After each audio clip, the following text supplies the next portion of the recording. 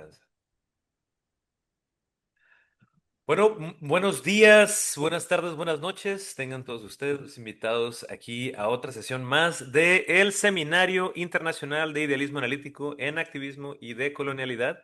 Y este día estamos de fiesta, de celebración, la celebración del pensamiento, de la palabra, para compartir un poquito sobre el aparato crítico que sostiene estos trabajos de investigación que se han publicado y se están realizando en este momento mientras platicamos sobre esto. Y para ello hemos invitado a una gran personalidad en esta área, que es el doctor Luis Escobar L. de la Mari. Bienvenido, doctor. Muchas Él, gracias.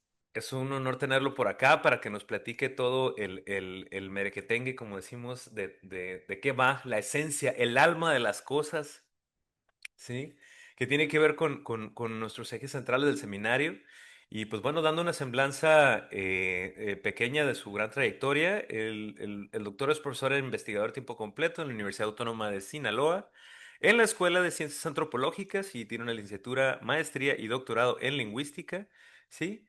Y esto lo estudió en la Escuela Nacional de Antropología e Historia y sus posgrados en la Universidad Nacional Autónoma de México. Se especializa en gestualidad y lengua de señas mexicana, en particular en su semántica y pragmática, y sus temas de estudio giran en torno al tiempo, al aspecto, la locatividad, los fenómenos indexicales, la lengua de señas mexicana y en la gestualidad que acompaña al español. Y recientemente ha comenzado a explorar la redefinición de conceptos como lenguaje, variante lingüística y discurso a la luz de perspectivas como la multimodalidad, la cognición situada y los enfoques ecológicos sobre la comunicación. Doctor, bienvenido, bienvenido. Pues muchísimas gracias por la invitación, muchas gracias por el interés y con mucho gusto estoy aquí para dialogar, para construir una comprensión pues adecuada a nosotros y a nuestros temas y construirla en colectividad y diálogo. Y por lo tanto, eh, pues estoy, digamos, al servicio de ustedes. Entonces, déjenme hablar lo que haga falta y no me dejen hablar más de lo que hace falta para que podamos responder más preguntas si hay, ¿no? Sí, Y es la cuando ya no intención. haya, me dejan hablar y dicen, no, pero váyase por acá, ¿no? Para que no Exacto. sea en ninguna medida monológico, ¿no? Exactamente, doctor. Claro que sí. Iremos, como dicen, el dicho, timoneando este barco para poder tocar cada puerto que sea importante y necesario en cuanto a las dudas que surjan, porque también lo platicamos previamente con estudiantes de psicología. Aquí nos acompañan en el foro estudiantes de psicología, estudiantes de inclusive de sociología. Hay también aquí en el foro. Y pues bueno, la conferencia se llama Filosofía y Experiencia en los Estudios de las Identidades. Y pues me gustaría abrir la plática precisamente en este primer bloque sobre filosofía y experiencia. Cuéntenos, doctor, eh, gracias a su trayectoria de investigación, pues cuáles fueron las motivaciones para estudiar estos dos ejes centrales y cómo se vinculan desde su perspectiva la filosofía y la experiencia, doctor, por favor. Bueno, pues el camino ha sido muy bonito y muy sencillo. Yo siempre sentí que la manera en la que tratábamos de describir la lengua de señas no era la manera adecuada, porque le tratábamos de imponer categorías del español, ¿no? O sea, los verbos de la lengua de señas, los sustantivos de la lengua de señas. Pero entonces eso me llevó a preguntarme qué es lengua. Y entonces eso me llevó al cognitivismo gramatical y a las ciencias cognitivas y a las neurocogniciencias. Y entonces me llevó a preguntarme, pues, ¿qué es mente y cuál es la relación con el lenguaje? O sea, ¿qué está haciendo el lenguaje con respecto a cómo pensamos y cómo representamos? y pues ya el resto de la historia se cuenta sola, ¿no? Tratando de entender por qué la visión del lenguaje se había atrapado en la lengua escrita y por lo tanto la lengua de señas y la gestualidad se querían meter en lo escrito y es muy difícil o imposible o hasta un poco inútil, ¿no? Inútil en sentido metodológico, es decir, no termina no sirviendo de mucho que puedas poner sobre la palabra este señaló, ¿no? Este y le pones ahí un dibujito de qué señaló. Este y levantó las cejas. O sea, tú puedes poner, en lingüística creo que en transcripción le dicen diacríticos o símbolos de muchos tipos, pero no. Entonces, el por qué la noción de lengua terminó atrapada en la escritura me llevó a la decolonialidad, porque es una imposición eurocéntrica. Y luego me di cuenta que no nada más tenía un componente epistémico, sino también tenía un componente valorativo, es decir, la imposición de la lengua escrita no es nada más un modelo dominante que se eligió porque sí, sino aparte tenía que ver con la colonialidad, o sea, tenía que ver con una manera de anular el conocimiento del otro e imponerle una estructura de conocimiento desde el poder. Y luego eso me llevó a la racionalidad, porque pues si algo hace la lengua escrita es, uno, verbalizarlo todo y darnos una metáfora muy conveniente, insisto, para el pensamiento colonial, de que todo es lógico y lineal, porque pues así funciona la lengua escrita, no la lengua oral, o sea, por eso no estoy diciendo la lengua, así funciona la lengua escrita. La, la ilusión de que en el lenguaje todo funciona linealmente viene de la lengua escrita. Cuando uno analiza realmente lengua oral, hasta el español, ninguna lengua muy alejada de la naturaleza epistémica del español, te das cuenta que tampoco responde a esa representación. ¿Y qué hace la racionalidad? Pues la racionalidad impone condiciones al conocimiento. Entonces dice, tiene que ser lineal, tiene que ser lógico, tiene que poder expresarse en lenguaje, y no en cualquier lenguaje, sino el lenguaje validado por la tradición europea, tiene que poderse expresar en, en símbolos, si no, no existe, no puede tener que ver con con la experiencia del sujeto exclusivamente, tiene que tener que ver con algo que sea, que no sea ambiguo y que sea definido formalmente por un grupo de gentes, etcétera, ¿no? Entonces, al darme cuenta de todo ese contexto, de quiénes eran los culpables de que la lengua de señas no se estuviera describiendo adecuadamente, pues entonces cuestionar colonialidad, cuestionar racionalismo y ultimadamente cuestionar fisicalismo, es decir, porque el problema del significado, que es el gran problema lingüístico, que los lingüistas se rompen la cabeza diciendo, ¿qué significa esto? ¿No? En español tú puedes decir pelota y puedes imaginar que tiene un significado porque te han educado para pensar en términos del diccionario. Y pues en el diccionario, ahí te da la definición de pelota, ¿no? Entonces, pelota significa algo. Pero cuando haces esto, no hay un diccionario de gestos.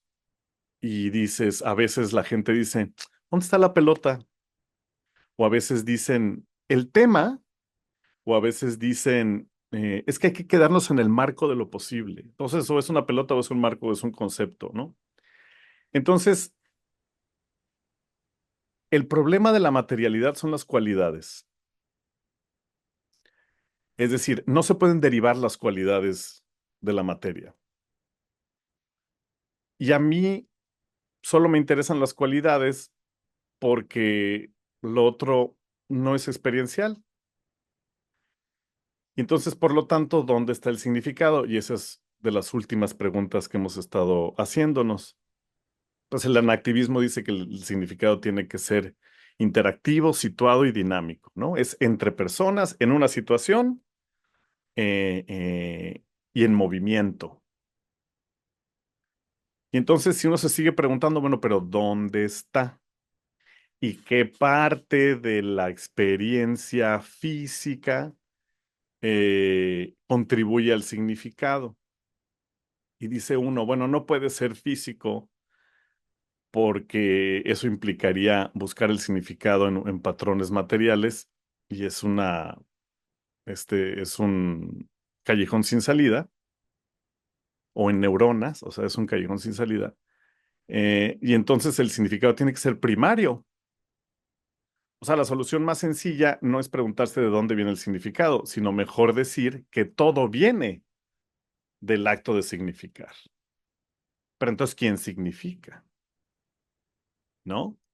Entonces tiene que haber una base consciente una base de una conciencia, decimos monista, ¿no? O sea, que no está dividida de ninguna manera y no tiene ningún origen, sino es la base. Y esa base consciente se manifiesta en perspectivas subjetivas y la manera en las que las perspectivas subjetivas organizan la información, a eso le llamamos significado. Y esa organización informativa es la que se manifiesta en cualidades, incluyendo las cualidades de la autopercepción del sujeto, es decir, mi cuerpo, mi voz, mi psicología, todo. Y entonces, ese modelito que a Fernando se le puede ocurrir en una tardeada de viernes, de repente Fernando lo busca en el internet y dice, ay, se llama idealismo tal, ¿no? O se llama red de agentes conscientes, o se llama en activismo radical, o sea, tiene dos o tres nombres hoy por hoy, y así se conectó el tema. Y me fui encontrando que había esas personas que ya lo habían pensado más o menos así, con sus pros y sus contras. Ya iba uno negociando con quién te quedas y con quién coincides más, ¿no? Es muy interesante porque precisamente se entiende a partir de un punto experiencial humano. Es decir, no parte de una postura teórica abstracta, sino que es la experiencia vivida que debe considerarse ese punto de partida ontológico. Y no solo dato empírico de las investigaciones sobre, por ejemplo, en este caso, identidad, ¿no? Es decir, el correlato de la identidad es un discurso acompañado de gestualidades, precisamente, pero siempre desde este hecho experiencial. Ya hemos hablado inclusive de que precisamente la filosofía de la mente que explora la conciencia, la experiencia, cuando habla de aspectos como la identidad, pues precisamente la explicación más plausible o más parsimoniosa es precisamente la de la experiencia del ser siendo en tiempo real, que es la identidad, ¿sí? Con todas las cualidades, ya sean cuantificables, que emanen de la experiencia de este hecho identitario. Sí, eso es lo que siento que ha sido el repositorio de todas estas teorías, de todas estas observaciones, de todas estas, por lo tanto, a los que hemos llegado con este análisis a este aspecto de la entidad, porque precisamente es discursiva, pero cuando hablamos de discurso hablamos precisamente de esto que acompaña el discurso, que es la gestualidad, ¿sí? Y lo cual a veces en entornos más eh, fisicistas, materialistas, emergentistas, pues resultan un poquito chocantes porque a veces no responde a las lógicas de este método. No quiero caricaturizarlo, ¿no? Pero el método científico como referente único, con evidencia empírica y etcétera, etcétera, ¿no? Y pues bueno, Doc, también pues preguntarle en ese sentido. ¿Cómo podemos pensar la identidad como un fenómeno en activo? Es decir, y no como una categoría fija o representacional o clasificatoria, según su perspectiva, doctor. Sí, fíjate que yo, como bien decías ahorita que te estaba escuchando, me doy cuenta o recuerdo que el camino que me llevó acá es como un camino de flojera mental, ¿no? O sea, yo lo que no quiero es estar batallando con los modelos. Sí. O sea, lo que yo quiero es algo que me déjenme trabajar, ¿no? Este, y, y lo que me gusta de esta concepción es que deja trabajar. Entonces, si yo estoy platicando con personas o me estoy cuestionando a mí mismo, por ejemplo, ahora con la cuestión del género, ¿no? Que de repente te pones a pensar, hoy por hoy, si te preguntan, ¿tú eres hombre o mujer, no? O sea, realmente vas a decir, ¿soy hombre? O sea, con todo lo que histórica, cultural y epistémicamente eso implica, la verdad es que a mí se me antoja más ahora decir, no sé, que asumirme porque a medida que conoces la historia y las violencias que se han ejercido desde esos discursos identitarios, no se te antoja ya asumirte, ¿no? Entonces, cuando suceden esas cosas, que por eso digo partes de la experiencia, dices, no, bueno, a ver, no se me antoja un modelo que me diga que yo estoy cargando identidades y que mis identidades no se mueven, ¿no? Entonces, Como, no, tache. como objetos acumulables, ¿no? Como que Sí, no, o ya sea, acumulé no me todas estas, gusta. ¿no? Sí. No me gusta para mí, no me gusta para mis colaboradores y mis conversadores. Eh, entonces, ¿cuál es la otra opción? Bueno, la otra opción es decir, podría ser, ¿no? Decir que hay operadores que modifican el carácter de las identidades. Entonces tienes que establecer especies de etapas liminales de transformación de la identidad como lo trans, ¿no? En términos tradicionalmente entendidos. Pero el problema con eso es que tienes que fijar momentos y procesos de transición y también me da flojera, porque yo no lo veo así. O sea, para mí es bastante espontáneo, ¿no? Y de hecho, cuando lo ves en las conversaciones que tienes con las personas, te das cuenta que no es así. De hecho, muchas veces la gente ni sabe conscientemente en primer plano que está identificándose de una u otra manera, ¿no? Es una cosa más bien entre inercial, entre espontáneo y entre dinámico. Entonces, para no hacer el cuento largo de todas las opciones que podría haber intermedias, pues como que termina uno diciendo, a ver, qué es lo que me está motivando a buscar opciones intermedias? Que el miedo a alejarme demasiado de un modelo neopositivo, de un modelo operacionalizable, de un modelo que no suene a ciencia, pero en realidad en el fondo de mi alma, lo más sencillo es decir, ¿sabes qué? Las identidades, este, se manifiestan y cuando se dejan de manifestar no son, no hay identidad. Es como cuando les, o sea, se evocan cuando el discurso las evoca, ¿no? O sea, Pues o el sí, discurso ¿no? les discurra, no, no, no es no es una condición perenne que valide o permita la comunicación en todo caso, ¿no? No, porque ¿cómo explicas eso? O sea, es de flojera, por eso te digo que mi leitmotiv es la flojera. Este, y entonces, claro que eso te enfrenta con un problema, pero gracias a Dios, no eres el primero que se enfrentó y ya hay gente que se enfrentó con él y lo ha explicado muy bien como Castro. Te enfrentas con el problema de, bueno, sí, tú puedes decir que todo es nada más manifestación, pero de repente resulta que hay 200 personas o 200 millones de personas eh, manifestando al menos nominalmente la misma identidad. Es decir, 200 millones de personas te van a decir que son europeos, ¿no? Y dice sí, es decir, es un problema ya muy trabajado. Obviamente hay una convención, hay hay patrones colectivos que nos hacen coincidir.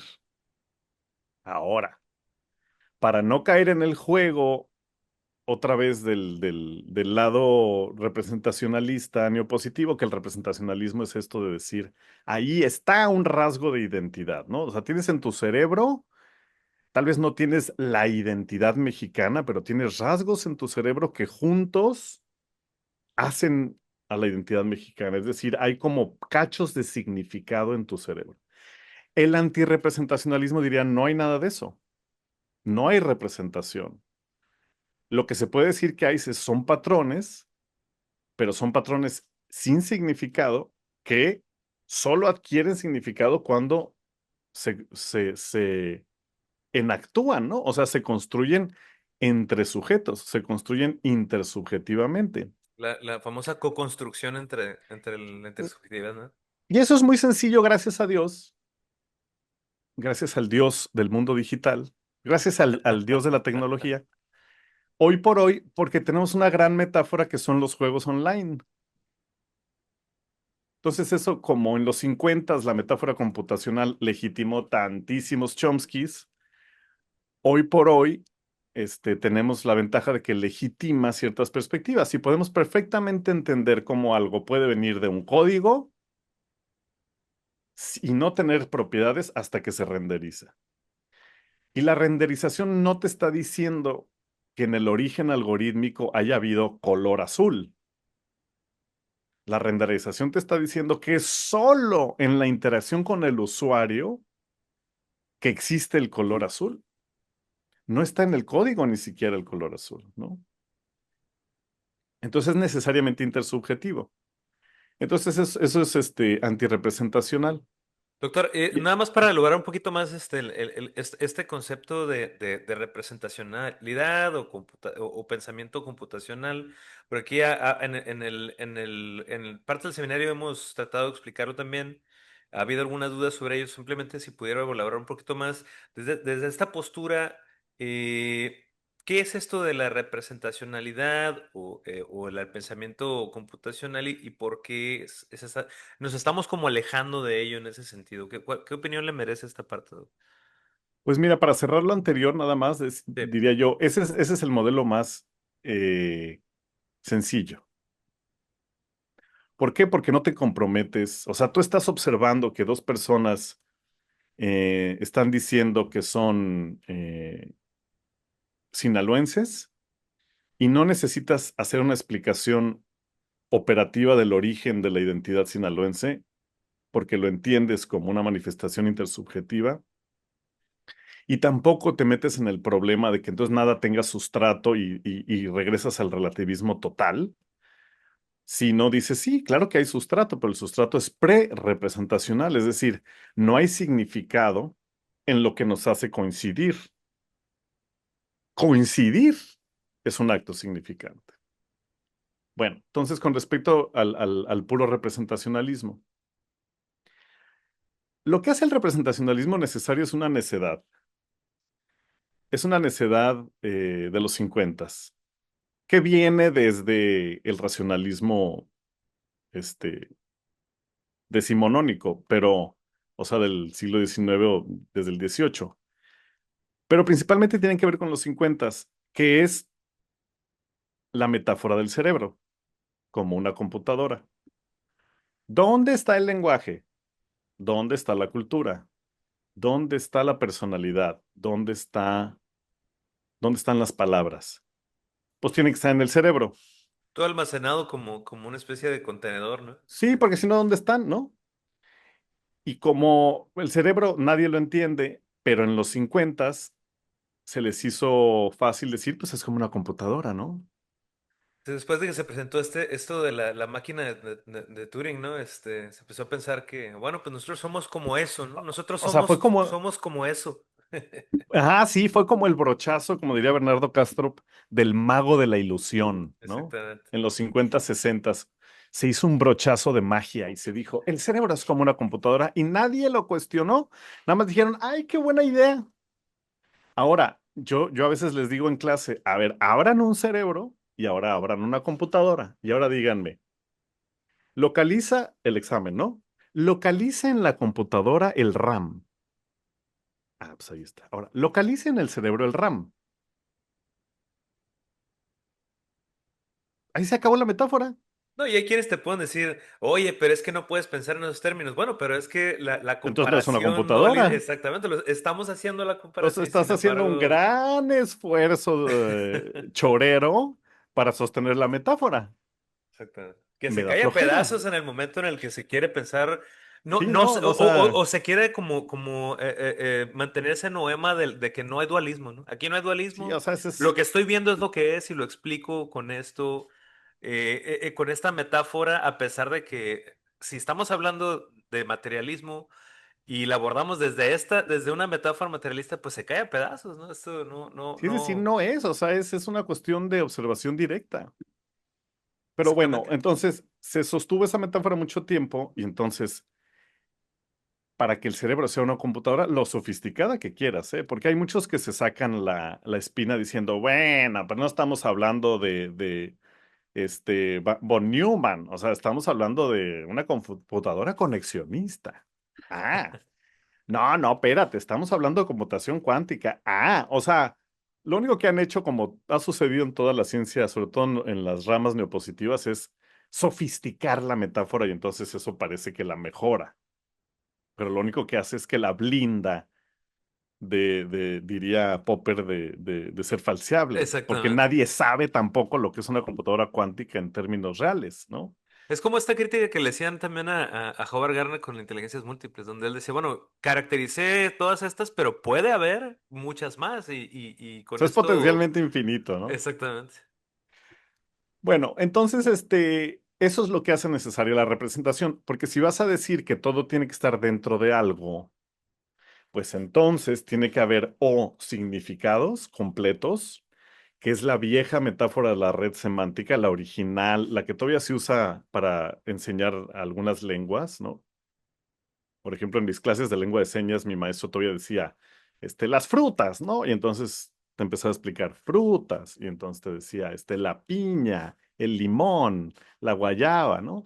Entonces, ¿tiene un sentido didáctico? Tal vez me tiren de tomatazos los maestros de segunda lengua y me digan, no, eso ya no se usa, puede ser, pero bueno, tuvo un sentido didáctico. Y la otra es una red semántica más sofisticada, en donde no hay significados en cada nodo, sino lo que hay son rasgos de significados, que es más o menos la última, la de Fillmore y compañía, que fue la que ya se pudo computacionalizar. Es un precursor de lo que ahora llamamos redes neurales. Entonces, por ejemplo, tú querías explicar la relación entre un caballo y un burro. Entonces decías en la red semántica, tengo equino, cuadrúpedo, mamífero, sa, y tenías que se prendían, esa es la metáfora del conexionismo, ¿no? De las redes. Se prenden esos nodos con caballo menos uno, que es el que se prendería con burro, ¿no? O sea, con burro se prenderían estos menos uno, perdón, con caballo, y con burro se prendería más esos que no se prenderían con caballo, más un sustrato común, puesto que son conceptos semánticamente muy cercanos. Y eso, insisto, está bien para las computadoras, porque es la base de las redes neurales. Este, pero eso no quiere decir nada con respecto a la mente humana, vamos a llamarle. Es decir, Es una buena aplicación. es como seguir jugando a la ciencia de las correlaciones, pero no de las causalidades, Exacto. aunque pase aparentemente lo viceversa, ¿no? Entonces, Ese es el otro gran argumento chafísima para el cerebro, ¿no? Y chafísima le dice Bernardo Castro, no, no soy yo, ¿no? Dixit. Aunque yo también reconozco que es chafísima, pero por, por haberlo leído a él. Así es. Es decir, pero es que si yo te lesiono el área de Broca, vas a tener problemas con tu lenguaje. Ajá, eso es correlación, no causalidad.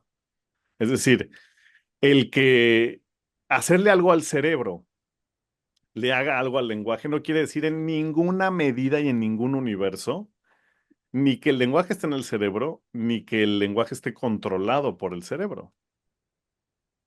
Porque, y aquí ya nos estamos metiendo en profundidades, pero este, si pensamos que todo es un acto significante y el acto significante se manifiesta en cualidades, entonces tanto el cerebro como el lenguaje son representaciones del acto significante. O sea que sí podemos hablar de representación, pero no como la base, sino como el efecto de la interacción, como el efecto de la interacción en esta red consciente, en esta red intersubjetiva, Es como ¿no? el esquema este que proponía Sean Gallagher y Dan Zahavi en la mente fenomenológica, ¿no? Donde la primera aproximación es, por ejemplo, desde el yo de primera persona, es primero veo, después estoy consciente de que veo y después, ahora sí, Hasta hago una teoría de lo que es la percepción visual, ¿no? sí,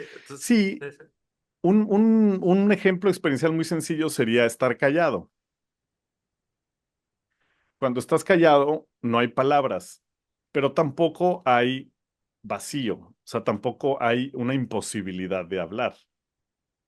Hay algo que luego te va a permitir hablar cuando hables, pero que no son palabras ni son habla. Son palabras y son habla cuando hablas y pronuncias palabras. Pero hay algo en el silencio que permite y hasta favorece y hasta regula cómo vas a hablar y cómo vas a y qué palabras puedes decir. Entonces es lo mismo. Pre-representacionalmente, es decir, en ese silencio que Hoffman le llama el cero de la infinita potencia, algo así le llama en su modelo matemático, ¿no? Eh, que él se ríe porque dice, ahora tengo que, mi siguiente labor es caracterizar como mensurable un espacio infinito. Pues sí, porque si tiene potencia, debe tener potencias en alguna medida, ¿no? Porque Claro. si no tiene potencias en ninguna medida, no son potencias, es un espacio plano. Es lo que Por entiendo ejemplo, cuando dicen lo de veo, represento, represento, ajá, pero es represento y una voy, cadena. exactamente. Sí, o sea, es una cadena condicional, que es lo que pasa con los modelos, la inteligencia artificial y los modelos grandes del lenguaje. Eh, no tienen lenguaje en el fondo, pero conocen las posibilidades del lenguaje.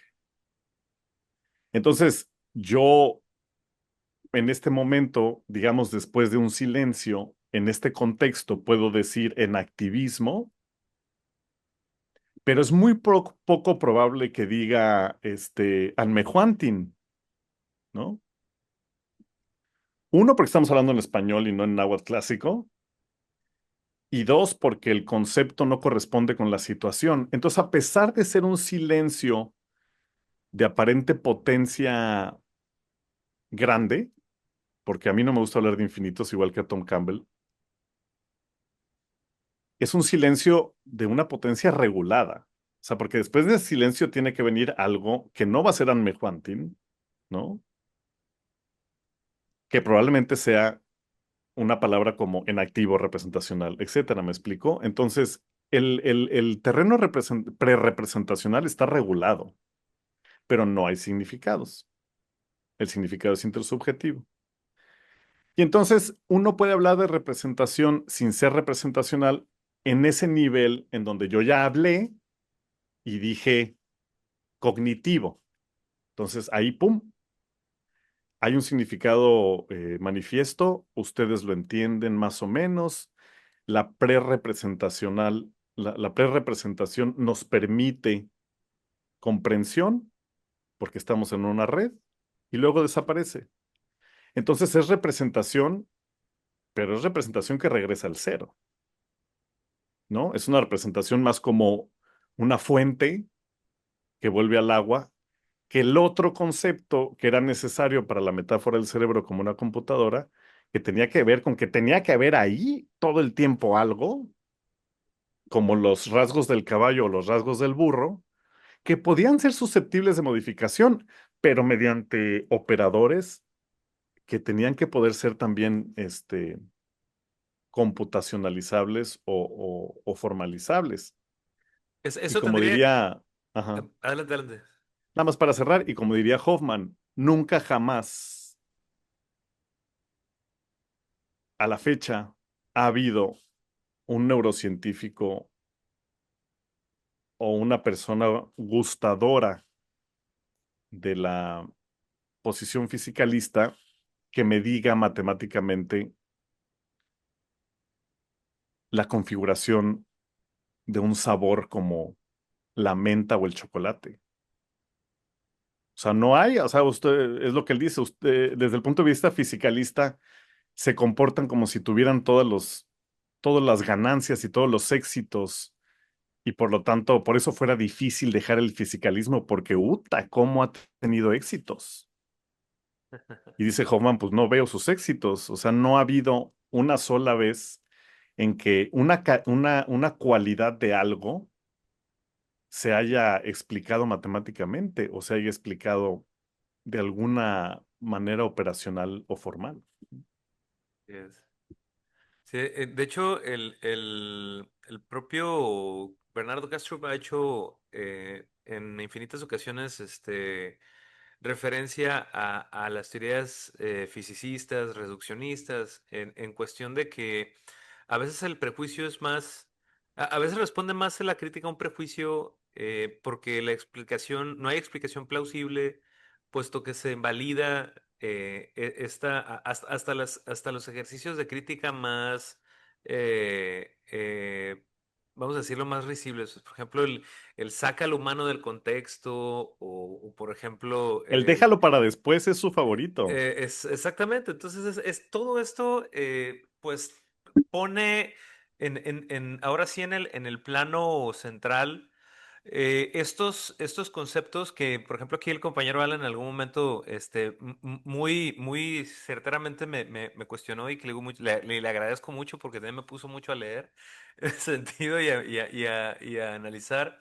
Los conceptos centrales de conciencia, mente, cognición, sí, que no respondan a estas lógicas emergentistas, materialistas, porque quizás no les alcance, a pesar de que se acusan de panpsiquismo o solipsismo.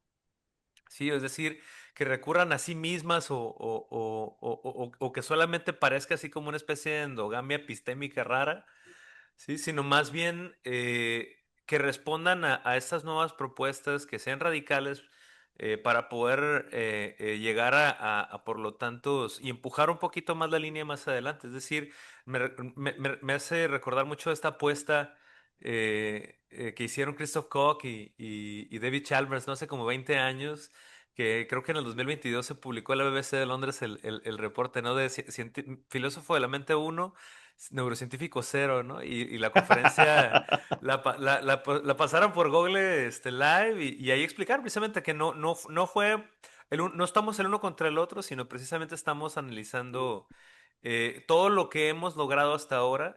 Por ejemplo, uno de los conclusiones más relevantes que también en algún momento en mi trabajo de investigación aquí el doctor cuando yo quería hablar de la identidad como un elemento acumulable en la mente, me saca un artículo que me dice, no sé, después de 20 años de investigación, ¿sí? Del Instituto Max Planck, no sabemos cómo el humano almacena recuerdos, mucho menos el lenguaje, ¿no? Así que por favor, evitemos hablar de la identidad desde una postura Sí, asumirlo como acumulable. si fuera una cosa comprobadísima, conocidísima. ¿Por qué dudas del cerebro si lo conocemos perfectamente, ¿no? O sea, ya está comprobado eso, ¿no? Así lo Exactamente. venden. Sí, ¿no? Y también responde a estas lógicas de coloniales, ¿no? Es decir, quien tenga en esta, porque a palabras también de Bernardo Castro, eh, quien tenga el acceso al mejor ranking de hipótesis, es decir, las que tengan menos contradicciones y sean las más plausibles, pues son los que van a tener esta carrera, esta verdad revelada, ¿no? De la postura colonial, ¿sí? Pues esto también lleva a cometer, sin advertirlo, precisamente replicaciones de asimetrías que se han criticado hasta el cansancio y que han colocado precisamente a la crítica colonial en una especie como de diatriba de deber ser, ¿no? Ujú. Esto debe ser así, esto debe ser así, pero ese discurso no funciona porque le hace falta todo esto, ¿no? Todo este corpus que necesita generar congruencia en ello, ¿no? Pero bueno, en ese sentido, pienso que estas abordajes, esta nueva forma o esta nueva mirada, esta otra mirada, probablemente arrojen mejores resultados y más plausibles para estas problemáticas, ¿no? Sí, Que por lo son... menos se desmarca, yo así ahora le digo desmarcarse. Es decir, se desmarca de la necesidad de discriminar. Y le digo desmarcarse y no le digo separarse o resolverlo, porque somos seres humanos, ¿no? O sea, somos sujetos condicionados, acostumbrados, educados de cierta manera, parciales. Y entonces no es que vaya a llegar tampoco la varita mágica del en activismo radical, por ejemplo, a volvernos seres iluminados, ¿no? Pero por lo menos iluminados en el sentido de que seamos epistémicamente justos, perfectamente no excluyentes y veamos realmente a toda valoración social en un sentido horizontal e igualitario, ¿no? Pero por lo menos el modelo ya no nos lo está alimentando directamente, o sea, mientras que cualquier propuesta cerebrocentrista, neurocosa o fisicalista o dualista, está directamente alimentando la base de la discriminación social. Porque como dices, Fernando, en la medida en la que yo diga, el cerebro así funciona, luego yo entrevisto a una persona que me expresa estructuras significantes que tienen más que ver con lo sensorial, con lo emocional, con lo místico. Entonces, ¿qué pienso de esa persona? Pues la historia ya nos lo ha dicho, ¿no? Son seres no racionales. Entonces, en la medida en la que los desproveo de razón, pues ya los desvaloricé y entonces ya son susceptibles de ser colonizados, Ya, ¿no? ya hasta los minusvaloricé, ya los Exacto, coloqué entonces en... no hay manera, yo me he puesto a pensar, no hay manera de encontrarle un lado benigno al cerebrocentrismo ni al neopositivismo. Y lo que pasa como autores, como científicos, es que tenemos que moderarnos, ¿no? ¿Qué más quisiera yo que escribir el artículo que dijera el neopositivismo es violento, ¿no? Pero ¿quién me lo va a publicar? Ya lo he intentado, una vez así lo dije, ni siquiera en general, sino lo dije nada más en términos de la lingüística. Dije la gramática es violenta. Sí, Entonces se precisamente. tiene uno que moderar, a pesar de que tengas este insight de decir, órale, o sea, si te pones a pensar, no hay manera de no ejercer violencia desde el fisicalismo, pero no lo puedes decir así. Porque la gente se ofende. Porque también tenemos esta otra parte a la que tú también aludías, que es que qué tan deliberada es la violencia. O sea, si tú tienes un colega científico, buena ondita, todo el rollo, no es mala persona, pero es, no sé, tiene una visión muy matemática de algo, o tiene una visión muy neurocientífica de algo, pues tampoco le puedes atribuir a esa persona que esté ejerciendo violencia, ¿no? Tal vez hay una manera didáctica, bueno, no, de hecho, hay mucha gente dedicada a buscarla, eh, de decirle, mira, no es tu intención, pero déjame explicarte cómo partiendo de dónde partes, casi automáticamente terminas desvalorizando a cuatro quintas partes de la humanidad, ¿no? Y es que Exactamente. existe el ser racional. Yo a veces he dudado y he dicho, se me hace que el ser racional es una trampa, como la mano del mercado, ¿no? O sea, como muchos líderes de ciertas sectas que no existen, ¿no? La famosa parábola de la silla vacía, kafkiana, ¿no? En donde toda la novela te la pasas diciendo, sí, el gran líder, el gran, ¿no? El gran mago de Oz. El gran mago de Oz, exacto, y de repente llega el personaje al cuarto, ¿no? O sea, después de haber pasado las de Dios es Padre, y no hay nadie, ¿no? Entonces, a veces he pensado yo, no, y no soy yo, pues seguramente lo ha hecho ya muchísimo mejor los cuatro fantásticos de la decolonialidad, ¿no? Miñolo, Grossfogel, Walsh y Sousa de Santos. Eh, segu- Estoy seguro que lo tienen ya mucho mejor elaborado, pero bueno, no quita eso que a mí se me haya ocurrido también, pues. Eh, eh, Probablemente el hombre racional es eso, ¿no? Es el mago de Oz y nadie somos racionales en realidad, pero eso asegura, como el nuevo iPhone, que estemos siempre persiguiendo un ideal de supremacismo cultural. Sí, es como esta metáfora del conejo y la caña de pescar con la zanahoria enfrente, ¿no? Exacto, sí, Este, así, yo creo que en el fondo así ha de ser. Igual que el exactamente. éxito, igual que el prestigio capitalista, o sea, porque tú no ves, cállame, Fernando, porque ya me estoy metiendo en otros temas, pero tú no ves a ninguna persona millonaria diciendo, ay, como que ya esto es suficiente dinero, ¿no? Exactamente. No llegan a ese punto. Entonces tú te preguntas ya un poco desde el lado psicológico, ¿cómo está el sistema que no te da ese descanso? O sea, que no te dice, bueno, ya llegaste, relájate. Ya tienes 100 millones de dólares, ay, ya ni trabajes, con esto vas a poder vivir tú y tus descendientes, ¿no? Pero no sucede eso. Hay un sistema de prestigio porque pues ya no convives con gente que gana 10,000 pesos al mes, ahora convives con gente que gana 1 millón de dólares al mes y entonces te siguen dando eh, carrilla si ganas, si hiciste en lugar de 100 millones de dólares, hiciste 98 millones de dólares al año, dices, y el pobre del grupo, ¿no? Y todo es una carrera, Exactamente. como tú dices, de la zanahoria dorada. Sí, eso es algo que precisamente el materialismo, la mano invisible del mercado, esta visión occidental de la acumulación eh, tiene ese origen precisamente entre el dualismo, entre estos discursos que parecen ser causales, pero en realidad siguen permaneciendo en el área de la correlacionalidad. Y pues bueno, nos tienen aquí, ¿no? Hablando, discutiendo sobre esos temas.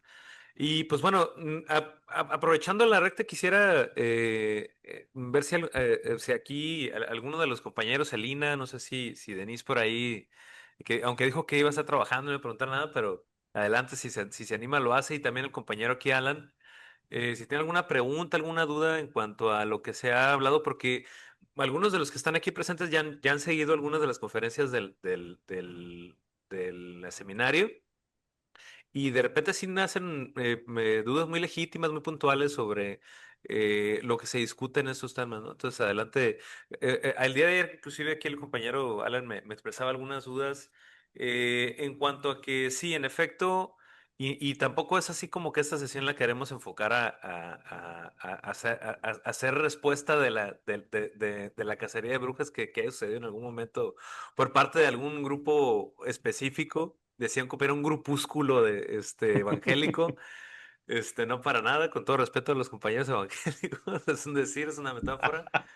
Pero sí, la crítica no se ha hecho esperar, sobre todo por los aspectos, o los temas que tienen que ver con la mente, la cognición, Sí, con la relación, bueno, ¿qué relación tiene? Porque a veces para algunos colegas resulta hasta extraño decir, bueno, ¿y esto qué tiene que ver con la colonialidad? La cognición, ¿qué vínculo le das? O sea, más allá de esto no lo entiendo. Dicen. Entonces, pues adelante, quien guste hacer alguna pregunta, pues adelante. Sí, tengo la duda de que si se critica el neopositivismo de ser violento, entonces, ¿qué propuesta se tiene para un modelo epistémico? Pues yo creo que, para hacer la respuesta lo más corta que puedo, es si un modelo no parte de propiedades, entonces difícilmente se alimenta la violencia epistémica y la discriminación. Y en cambio, si estableces propiedades como esenciales, aquel que no las tenga o aquel que las tenga en distinto orden de importancia será automáticamente desvalorizado por el discurso supremacista cultural. Entonces, por ejemplo, si la ciencia eurocéntrica establece que la lógica es lo más importante, insisto, eh, no nos vayamos a los maoríes, a los yanomamis, a los navajos y a los pirajás. No necesitamos irnos lejos, o sea, vayámonos a los pintores, ¿no? O sea, ¿qué dice ese discurso de la ciencia eurocéntrica sobre los pintores? Que eligen un desarrollo profesional que no tiene a la racionalidad en el centro. Pues entonces, ¿qué dice de nosotros? Pues ahí tienes tú el orden social y la distribución de la riqueza, ¿no? O sea, hay mucho más dinero en el desarrollo tecnológico y científico que en las artes. Entonces, esa es la cosa. O sea, si tú tienes una manera de ver la realidad con fines explicativos, con fines de hacer tu trabajo científico eh, en amplio sentido, que no te exige poner propiedades como esenciales, pues eso ya es una gran ventaja. Porque entonces en ninguna medida vas a estar diciendo ni que lo racional, ni que lo emocional, ni que lo intuitivo, ni que lo social, ni que lo empático son más importantes el uno del otro. Y sin embargo, si vas a lograr algo, desde mi punto de vista, y por eso un poco la juntación como plantea Fernando el seminario, de colonialidad con idealismo analítico y en activismo, porque sí te permite tener una postura valorativa sobre las cosas, mientras que el materialismo es agnóstico a los valores. Bueno, Sobre todo a los que no sean los valores, a valores, los que no sean los valores sentimientos. capitalistas. Sí, claro, a todo, ¿no? A toda cualia. Entonces, desde un punto de vista que no establezca propiedades de inicio, tú accedes a tener una seria postura valorativa de cualquier cosa que atente contra el fundamento de la diversidad. Porque la diversidad es fundamental, ¿verdad? En un modelo prerepresentacional. Porque si nada está de inicio determinado en términos de propiedades, o sea, claro que hay reglas, ¿no? Pero en términos de propiedades cualitativas, entonces toda manifestación es válida. O como le estaba yo diciendo a una alumna del posgrado ayer, que me preguntaba, ¿qué opinas en cuanto a la importancia de la antropología hoy? ¿Te parece que la antropología sigue siendo importante? Y yo le contesté, le dije, mira, yo creo que si la antropología no fuera importante ya no existiría. Porque como yo parto de un modelo en el que se manifiesta aquello que significa, aquello que ya no significa, no se manifiesta. Entonces, por tanto, si sigue habiendo antropología es porque sigue importando, es porque sigue teniendo relevancia. Si no, la antropología sería como la tacmémica de Pike. ¿Quién se acuerda de ella? ¿No? O u otra teoría que tú pudieras mencionar que ya nadie la hace. Entonces, ese es el asunto. Ok, aquí me surge otra duda, que dice que todos aquellos modelos que parten de propiedades acaban siendo discriminativos con nosotros. ¿No acaba siendo esta una también juicio valorativo de propiedades, la necesidad de no partir de propiedades? Sí, pero creo que ahí, este, como tú bien dices, más que bajar la guillotina, eh, se puede recurrir al dato y al análisis. O sea, donde los bordes parecen decisiones categóricas, creo que sí vale la pena tener sustento empírico. Sí creo yo, como creen los filósofos, incluso los filósofos continentales, que Bernardo Castro en el fondo es un filósofo continental, ¿eh? Pero él usa la parte analítica para que lo pelen más, ¿no? Porque pues hoy por hoy lo analítico está eh, en la silla del poder epistémico. Entonces, como creen los continentales, yo sí creo que mucho se puede resolver como estamos haciendo aquí, ¿no? O sea, pensando, eh, intercambiando argumentos, diciendo, oye, pues sí, como que esa explicación es más fácil. O sea, sí, mucho se puede resolver así.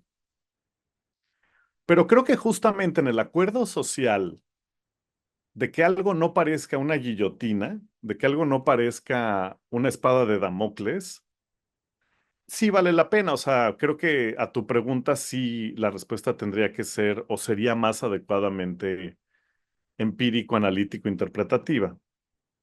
Es decir, ni siquiera hace falta decirla así, ¿eh? O sea, yo la estoy diciendo así como para ahorrar palabras, pero en el gran discurso de la ciencia no tienes que llegar a decir cualquier modelo que parta de propiedades es discriminativo. No, o sea, te digo, yo lo digo para ahorrarnos vueltas.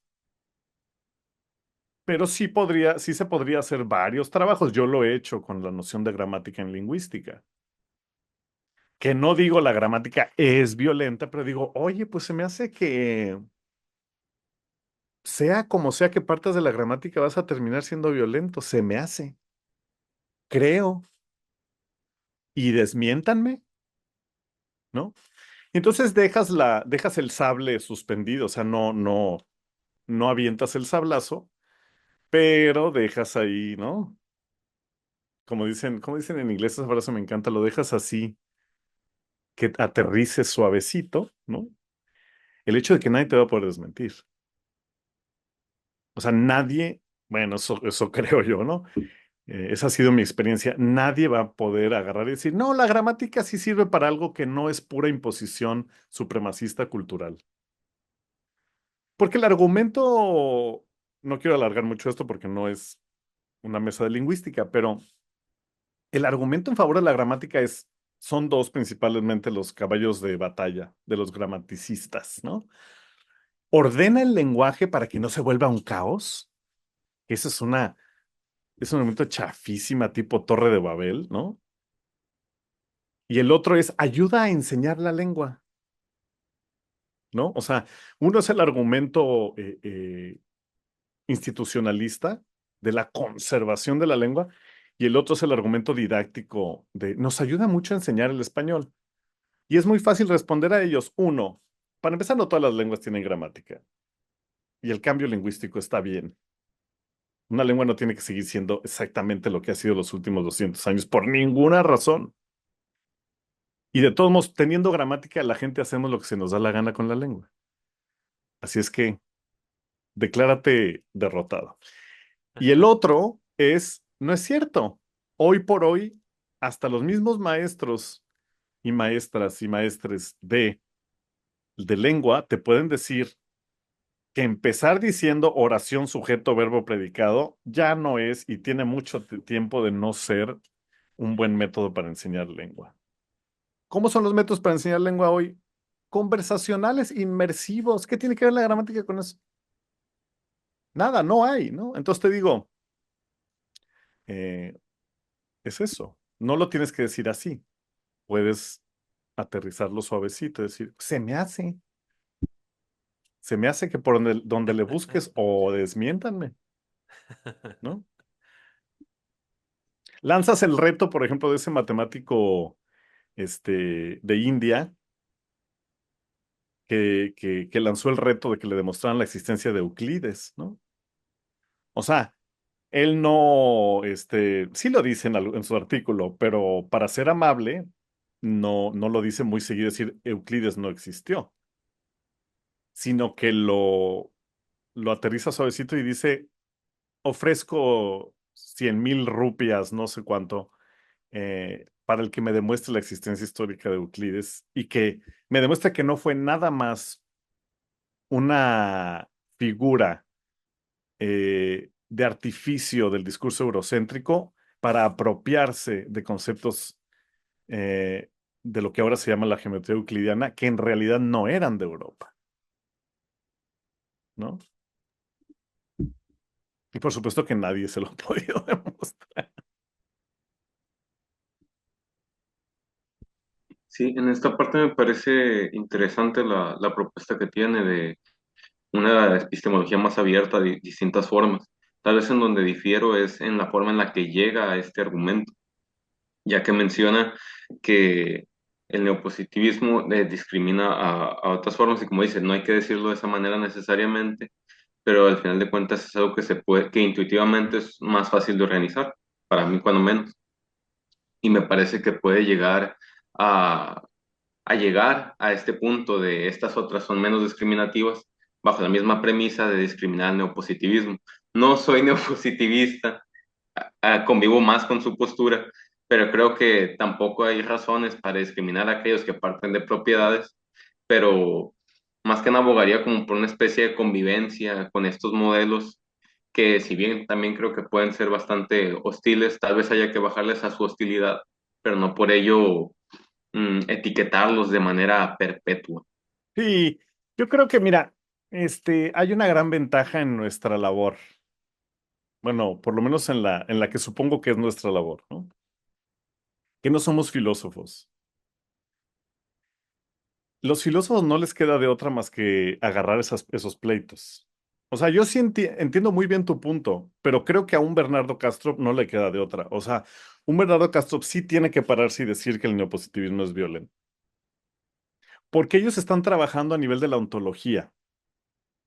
Y en el nivel de la ontología es o pones la diversidad como una manifestación esencial o la juzgas como un epifenómeno y la juzgas como una emergencia de lo que es una esencia básica, ¿no? Como Chomsky. O sea, para Chomsky, todas las lenguas son una variación de un sustrato básico que da la casualidad que se parece mucho al inglés. O sea, ¿no? Do not maim. Entonces, por eso digo, ahí sí dices, ay, por favor, o sea, por más que uno quiera ser tolerante, terminas diciendo, do not maim.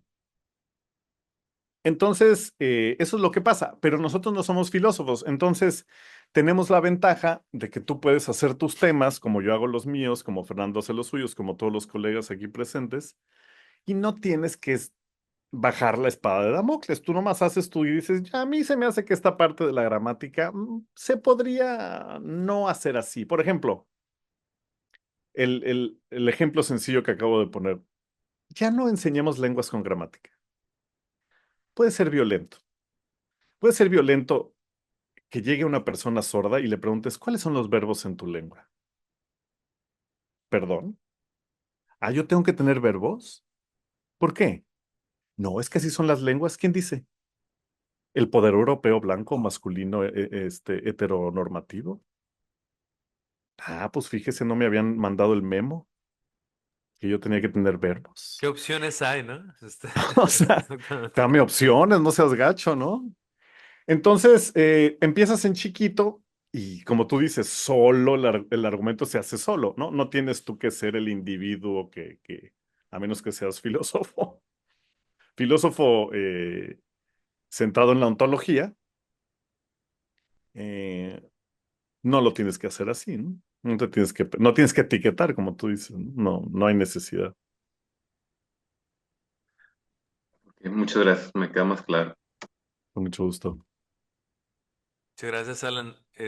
También aquí hay algunas otras preguntas, también de los jóvenes de Psicología Social Comunitaria de aquí de la Universidad Indígena, donde hablan, sobre, expresamente, doctor, sé qué propone el idealismo analítico sobre la naturaleza de la realidad y la mente, ¿sí? Y cómo replantea este enfoque de la relación entre conciencia y mundo, ya que no nos queda muy claro. Sí, pues es muy simple, mira. Es una decisión, este, de flojera. Es muy complicado y se han súper roto la cabeza durante muchos años tratando de derivar la conciencia de la materia. Es decir, tratando de explicar cómo esta sensación de que yo soy yo, este saber que yo soy yo, y este saber que yo estoy aquí, y este saber que yo sigo siendo, que esa es otra parte importante. O sea, yo no soy solo yo en un instante, sino el yo es continuo. Bueno, entonces eso es un hecho, ¿no? O sea, innegable. Hay continuidad del yo en la experiencia subjetiva. Todos la tenemos en alguna medida. Entonces, frente a ese hecho, igual que los hechos de qualia, pues hay colores y hay formas y se sienten las cosas de cierta manera y con temperaturas. Eso es un hecho. Una de las opciones es derivar todo de lo material. Ahora hay que recordar que lo material no es esto. Lo material para el fisicalismo es metafísico, es decir, lo material son las magnitudes que están detrás de esto, porque esto es qualia. Esto que yo lo pueda sentir y la dureza y la temperatura, eso es qualia. El verdadero fisicalismo es todo lo que está detrás de esto, que es invisible. O sea, es una ciencia ficción el fisicalismo, ¿no? Se Sí, basa en... incluso ese concepto lo ha utilizado Bernardo Castro, ¿no? En sus conferencias, Sí, esa es la el explicación de materialismo Bernardo. metafísico, ¿no? Sí, es la explicación de Bernardo. Este, entonces, esa ha sido la explicación. Bueno, a ver, asumimos el materialismo, entonces tenemos que derivar todo del materialismo, que son las magnitudes fisicalistas, ¿no? Carga, peso, spin, eh, fuerzas débiles y fuertes en el núcleo, las partículas subatómicas y esas cosas, ¿no? Entonces, ahora agarra todo eso o interacciones neuronales y dime dónde salen las cosas. Es muy complicado, es de súper flojera, o sea, es un como que querer subir una montaña con unas piedras en las bolsas y un tronco de árbol amarrado a la cintura. O sea, bueno, pues si estás haciendo CrossFit, adelante, pero a mí me da mucha flojera. Está muy complicada tu camino. Y mira qué simple lo hago. Ahora voltea. No concibas la conciencia como derivada, ponla en el fondo. Es decir, esa capacidad de decir yo soy yo, ponla como la base y de ahí derivas todo. Y es infinitamente más sencillo sacar la materia de la conciencia que lo otro. Porque entonces así empiezas. Dices, a ver, la conciencia sale. Ahora se particiona en sujetos que experimentan. Esos sujetos que experimentan, si usamos la metáfora de que la conciencia es un campo informativo, pues organizan la información de cierta forma.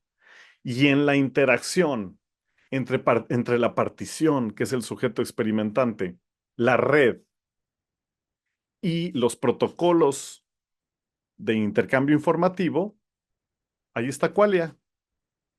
Porque el azul, lo grande, lo chico, lo rasposo y todo eso, proviene justamente de que en esa red de agentes conscientes y en su organización informativa hay proyecciones o representaciones, si le queremos llamar a ese nivel, que dan sentido a la manifestación de esa red.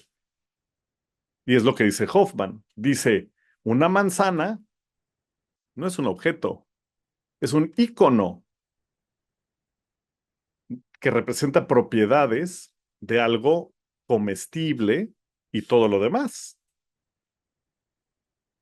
Pues está muy fácil eso, porque aparte, insisto, tenemos la metáfora de la realidad virtual y nos ayuda. Entonces, uno podría preguntarse, ¿y no estaremos en la misma trampa epistémica que estaban en los 50 con la metáfora computacional, nada más porque esta es ahora la metáfora de moda? En un sentido metafórico, sí. En el sentido de que las personas ocupamos o necesitamos metáforas para explicar, sí. Siempre vamos a estar en esa trampa. Eso no hay manera de volverse un ser trascendental tipo el Doctor Manhattan o otra cosa trascendental que haya el Doctor Strange, etcétera, ¿no? Galactus, que entendamos la realidad fuera de la interfaz. Eso es parte de nuestra parcialidad epistémica. Pero lo que sí es cierto es que da mucho menos flojera. O sea, la metáfora de la realidad virtual da muchísimo menos flojera mientras no recaigas en el fisicalismo, porque hay una vía para recaer en el fisicalismo, ¿no? Pensar en una computadora real. Sí, Hay una computadora universal que está generando el algoritmo, ¿no? Eso es una versión de la teoría de la simulación que sigue siendo fisicalista. Estamos en la versión idealista de la teoría de la simulación. Eh, entonces todo se resuelve así de fácil. ¿Y qué es la excelente. conciencia? Pues ahí sí, ya estamos probando las metáforas en el extremo de lo trascendente, pero pues a mí la que me gusta es campo informativo, porque así eso me dice a mí que hay un sustrato representacional, que es el que organiza la realidad convencional y que es el que luego, procesado por el sujeto consciente o el sujeto experiencial, se vuelve significante. Es decir, la información de base es solo un patrón de bits, si quiere uno jalar más la metáfora 01010101. Y una vez que interactúa con el sujeto, como en cualquier interfaz de computadora, entonces adquiere significados. Y de ahí todo qualia. O sea, tú derivas todo qualia de esa perspectiva idealista y derivas todo quantia, porque quantia es un subconjunto de qualia. Es decir, toda la física, toda la química, toda la medicina y toda la biología son un subconjunto de qualia que tienen la propiedad significante de ser De contables. ser cuantificable, exactamente. Y que tiene, le Es podemos otra dar propiedad cuantidades como el color. infinitas. Exactamente, Exacto. Y si lo exactamente. quieres abstraer y hacer física de cuerdas, haz lo que quieras. Pero lo que estás haciendo es, como decías, Fernando, al principio, es una representación. O sea, estás nada más abstrayendo más el proceso significante. Sigue siendo qualia. Ad infinitum dirían, Ad infinitum. Sí. exactamente. Y Bueno, aunque esto, el cognitivismo diría que no podría ser ad infinitum, ¿verdad? Porque nuestra capacidad cognitiva, creo que hay una versión del cognitivismo que dice que nada más podemos sostener 3 niveles de abstracción o algo así. Es esa hipótesis de, o sea, sí debe haber cierto límite, pero en fin, entiendo el comentario. sí, de manera más simbólica y pues bueno, la postura en todo caso como central que es el idealismo analítico, pues precisamente sostiene un concepto de naturaleza de la realidad, ¿no? Que aquí muy acertadamente y de manera muy elaborada el doctor lo ha explicado que es precisamente esto, ¿no? Todo este mundo del qualia que no se despega de esta abstracción que nosotros le llamamos realidad, con todo tipo de cualidades otorgables que le demos, ¿no?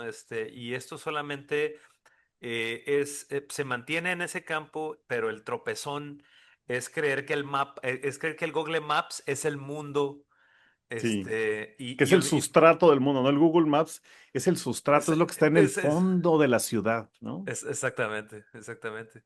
Ahora, bueno, aquí hay otras dos preguntas. No sé si nos queda tiempo, doctor. No sé cómo ande de Sí, sí, tiempo si usted. quieres con esas.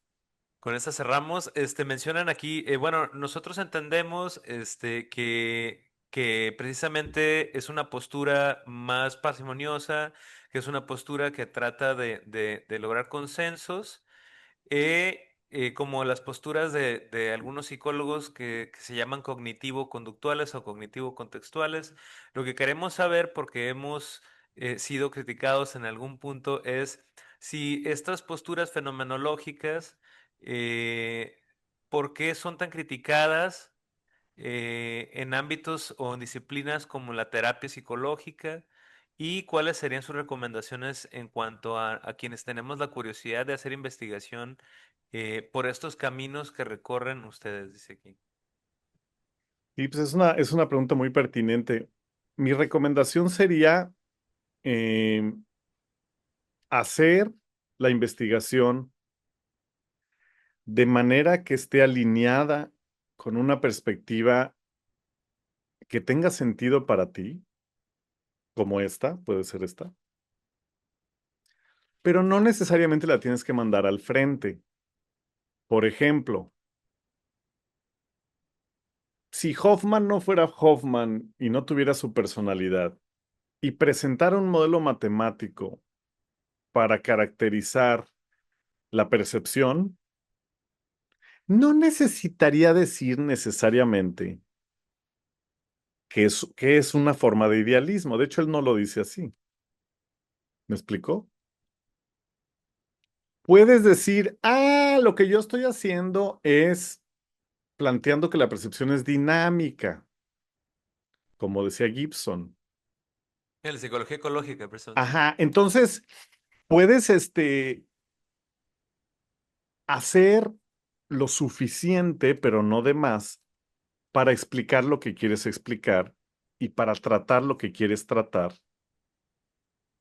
eh, sin necesidad de exponer todo el modelo, como decíamos ahorita que estábamos platicando, Alan y yo.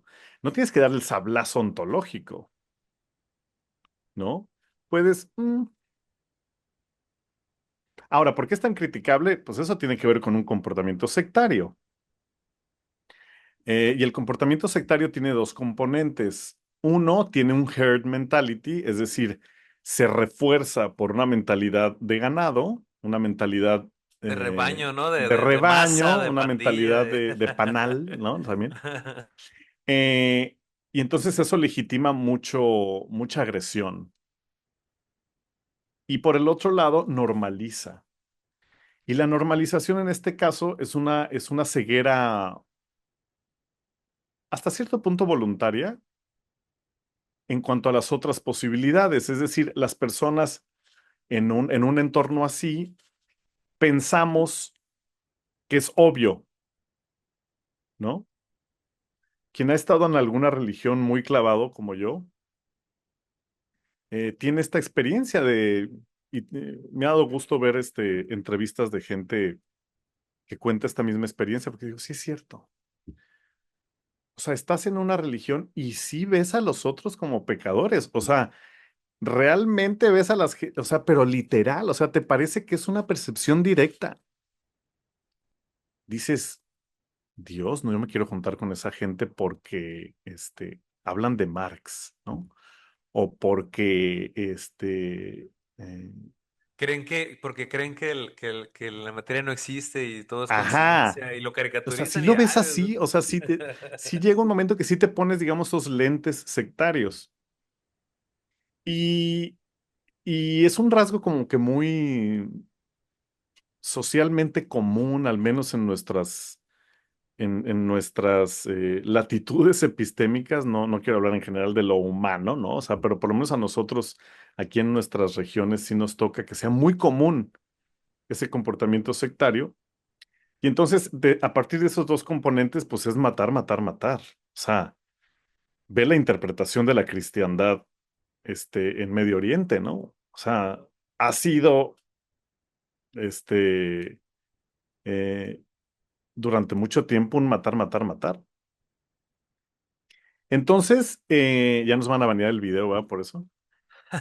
Entonces le voy a tener que poner M4T4R Sí, sí, sí. o me vas a tener que... Este, entonces yo diría, la reacción adversa es totalmente psicológica. O sea, es psicología social, no es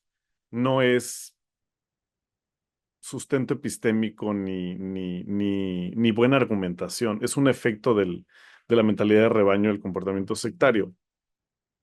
Porque como decíamos con Alan, o sea, aun cuando alguien sea neopositivista, no tiene por qué comportarse así, ¿no? Aun cuando uno sea un idealista clavado, no tiene uno por qué comportarse así. Y la otra parte de la pregunta es esa, o sea, ¿puede uno ir pian pianito, puesto que no somos filósofos, no hace falta bajar el sablazo y decir, yo soy idealista, ¿no? Sino ir alineando las cosas que uno hace y sobre todo irse dando cuenta uno cómo se alinea lo que uno hace con esta o esta otra manera de pensar. Si está viendo uno la discapacidad como un problema, ¿cómo está uno definiendo discapacidad? ¿Cómo está uno definiendo diversidad cultural y lingüística? ¿Está uno sintiendo que, ay, ¿por qué tienen que hablar lengua de señas? ¿Qué batalla? ¿Por qué no hablan español? ¿Tiene uno esa reacción visceral? Hay que analizarlo, porque entonces en el fondo hay un enojo, hay una frustración normalizante. ¿Debería funcionar el sistema educativo o no? Etcétera. No sé, esas preguntas de alguna manera muy viscerales, muy sencillas, que te informan de de dónde estás jalando tus posturas y cómo las puedes reformular. Es como lo que comentaba, doctor, la entrevista que le hicieron hace ya unas semanas, sobre precisamente que da la sensación de que como que mi lenguaje tiene dueño y el algoritmo como tal también tiene un dueño. Y al tener un dueño, pues se puede comercializar, se puede vender. Entonces, entiendo yo que mi lenguaje, el que me enseñó mi mamá en mi casa, el que con el que yo crecí no es mío, sino que está funcionando mal.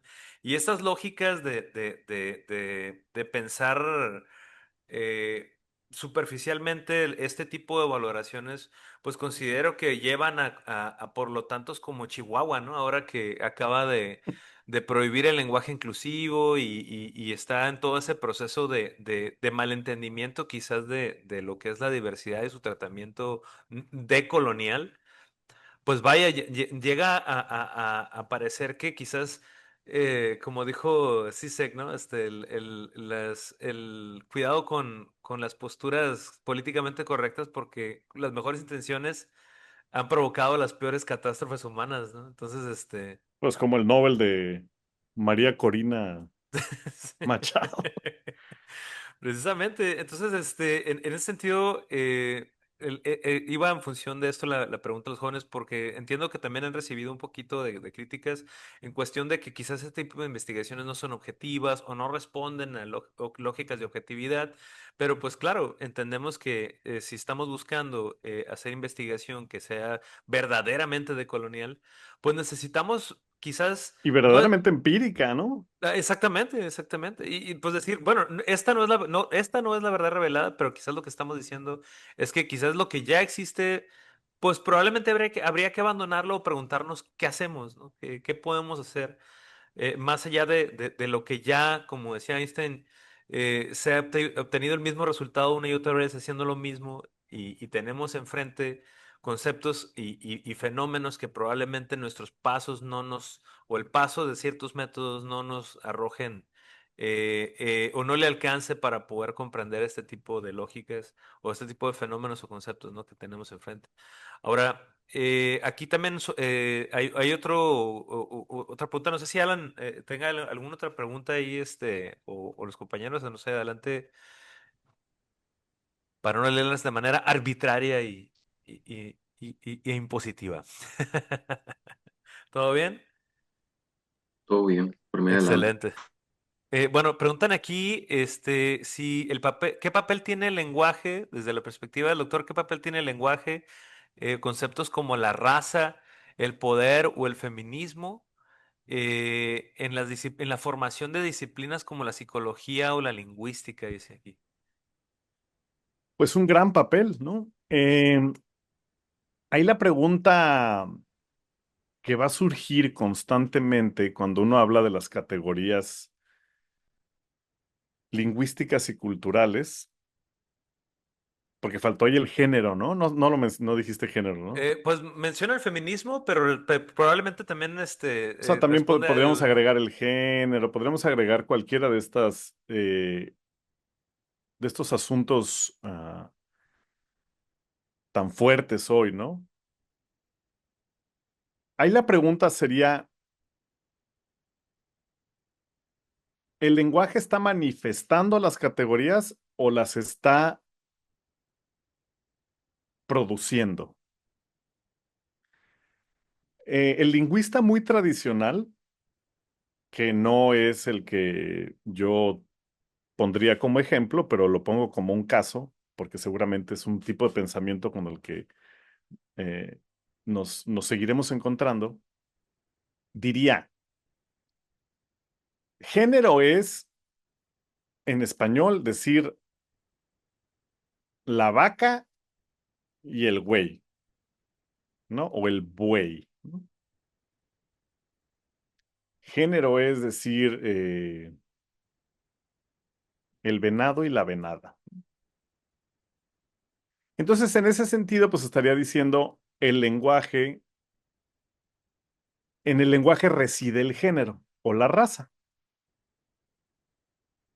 La cuestión es que, bueno, uno, ahí hay un problema porque la mesa y el escritorio, ¿no? Pues no tienen realmente las propiedades de género de las que estamos hablando. Cuando hablamos de género identitario, social, en activo, etcétera. Y el otro problema es que resulta que los fenómenos raciales de género,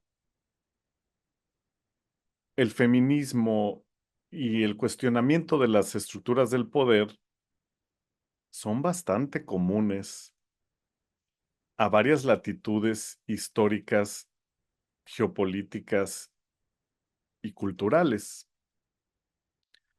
Entonces, para este, darle circularidad a mi respuesta, yo diría, en efecto, ningún significante es esencial. O sea, de hecho, Hoffman lo dice en una entrevista reciente, dice, ni el individuo ni la identidad son esenciales, ¿no? Para este tipo de perspectivas que en la jerga del YouTube le llaman la conciencia primero, ¿no? O sea, en general engloban todas las perspectivas, sea cual fuera este, el idealista o el no idealista confeso como Hoffman, pero por ahí le llaman consciousness first. Entonces, de cualquiera de nuestras perspectivas, estas que estamos presentando y con las que comulgamos, ningún significado es esencial. O sea, quiere decir que ni la identidad ni el individuo son realmente parte de algo fundamental. Lo que es fundamental es la red, a lo que Hoffman le llama la red de agentes conscientes, es decir, la experiencia intersubjetiva Así es. y la información en el nivel prerepresentacional. Entonces, ahora, si en la misma naturaleza de la información o como nosotros la hemos manejado, hemos condicionado, por ejemplo, a que las cosas tiendan a ser binarias en términos del género, la raza y todo eso, puede ser. Pero la buena noticia es que tanto lo podemos estudiar como algo hasta cierto punto común o estable en nuestra formulación cultural y lingüística, es decir, no tenemos que recurrir al relativismo y decir, no, es puro discurso. Pues sí, es discurso cuando se significa, Pero y si todos los discursos empiezan a coincidir en ciertas cosas, pues tiene que haber algo presignificante, ¿no? Exactamente, un fenómeno experiencial que lo está Sí, estimulando, porque si exactamente. no, la antropología estructural no se hubiera tomado en consideración nunca, ¿no? Sí, es como pensar que esta idea nace y muere en el cerebro, ¿no? Y en la Sí, realidad no, no, o sea, pasó por... el que sea emergente no quiere decir que sea inconexo, no puede ser inconexo, estamos en una red. Eh, Porque si no se enfrenta uno con el argumento fisicalista que dijimos al principio, decir, pues sí, tú puedes decir que los significantes son emergentes y que la interfaz es virtual, pero nadie puede atravesar una pared. Sí, Bueno, para empezar, eso precisamente. no es cierto que nadie puede atravesar una pared. Y segundo, el que el 99% de la humanidad no puede atravesar una pared, lo único que quiere decir es que es un patrón prerepresentacional muy duro, Exactamente. como es un patrón prerepresentacional muy duro un muro en Minecraft. O sea, un muro en Minecraft no lo vas a poder atravesar. No vas a poder picar. No me interesa qué qué tantas ganas le eches. No vas a poder picar obsidiana con un pico de hierro. Y Exactamente. eso no quiere decir que sea físico. Lo único que quiere decir es que es un patrón duro Así es. de la prerepresentacionalidad organizativa o vamos a decir en términos más conocidos, más convencionales, el algoritmo de Minecraft. Entonces, eso es lo que yo diría, ¿no? El lenguaje tiene un gran papel, no hay pierde si lo estudiamos desde el punto de vista como el que utilizas tú en tus trabajos, Fernando, como una identidad en activa. Ahí no hay pierde, no le fallas, pero no hay que cerrar la puerta con respecto a que puede tener un patrón duro, por llamarle de alguna manera. Es decir, no es totalmente criatura del instante. Exactamente. Sí, existe también la propuesta está, ¿no? Del cero identitario, es decir, Sí, por existe ejemplo, el quizás, cero es un patrón duro.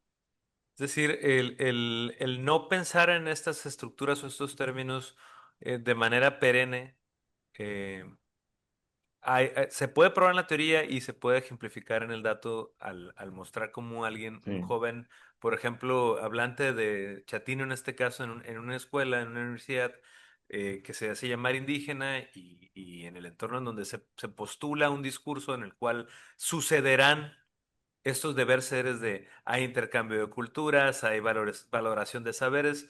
Y él te dice, pues es que a mí no me interesa hablarte chatino ni que la gente sepa que yo hablo chatino. Y no conozco a ninguno aquí y tampoco me interesa conocerles. Pues entonces, y esa no es la forma en la que yo pienso. El discurso dice que yo debo pensar de esta forma, pero yo soy algo más, ¿no? Entonces, ese sí es una postura dura, es un referente duro sobre y que dice algo muy importante sobre la identidad.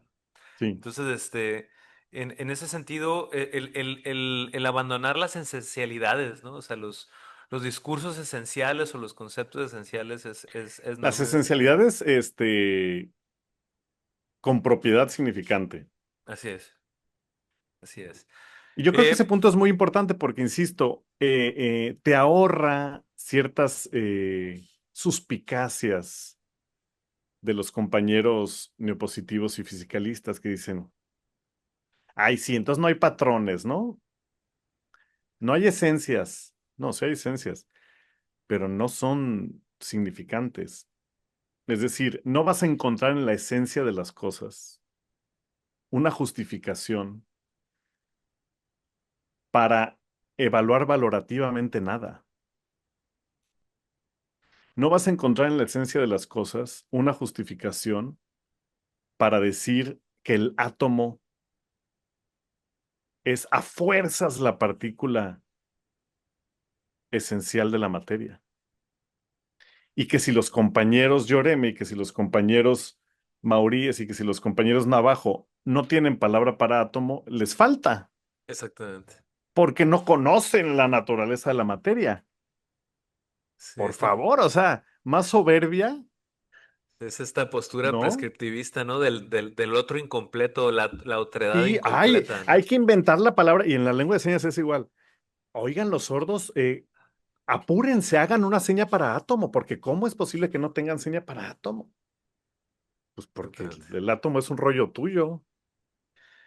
Inclusive hay algunos trabajos de investigación en el área de la sociología, de la antropología, que hablan de una reflexión profunda en cuanto a que ahora el mercado occidental, la sociedad occidental, voltea a ver aspectos que sanan la experiencia humana, como el mindfulness, la Ujú, meditación y otro tipo de prácticas que pertenecían precisamente a otras culturas, en este caso, por ejemplo, a los pueblos mexicanos, donde el pueblo mexicano responde, dice, oye, para esto entonces sí soy civilización.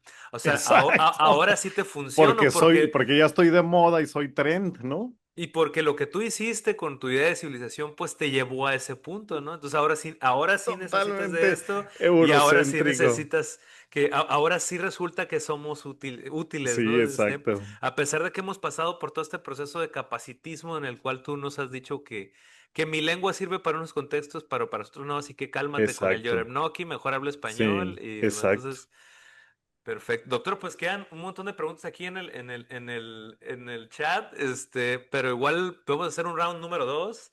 Claro que sí, Este, con gusto. y pues vale, excelente. No sé, aquí los compañeros panelistas vamos a subir el video ahí al canal, y vamos a esperar también el resto de reacciones de YouTube, a ver si nos tumban el video unas 20,000 veces hasta que ya ajustemos, reajustemos hasta que ya quede listo para poder cumplir con el estándar de mainstream. Sí, y Nada pues más bueno, córtale la parte de las cosas sí, noticiosas recientes y ya con eso no vas a tener problema. exactamente. Doctor, pues muchísimas gracias, muy No, hombre, a agradecido ustedes al contrario, un gusto como siempre. de regalarnos un poquito de su manera de pensar, de sus aportaciones, sus investigaciones, sus posturas, y sobre todo contrastarlas, ¿no? Con estas ideas, con todo lo que los jóvenes expresan en las licenciaturas, en sus procesos de terapia, en las disciplinas de psicología, en sociología, en lingüística, que a veces pareciera que responden más a temores reverenciales que en sí a fundamentos Totalmente. epistémicos que sean verdaderamente democratizantes, y desde una lógica horizontal, no verticalista de dominantes y dominados, ¿no? Esto es a lo que nos referimos cuando hablamos de una investigación verdaderamente decolonial, ¿no? Y Ujú, verdaderamente que ujú. se reconozca a sí misma desde un principio como replicadora de simetrías. Doctor, pues muchísimas gracias, también a las personas que nos acompañan aquí, y también a los fans del Seminario Internacional. Se los agradecemos muchísimo, y pues esperemos en una próxima sesión, ¿sí? Poder resolver todo Claro que sí. el aluvión de dudas que han puesto aquí en el chat. Y pues muchísimas gracias, doctor. De Al nuevo, contrario, muy muchísimas agradecidos. gracias, un placer y seguimos trabajando con gusto. Exactamente, doctor. Pues buenos días, buenas tardes, buenas noches a todos los que nos acompañaron. Nos vemos en la próxima emisión. Muchísimas gracias. Hasta luego.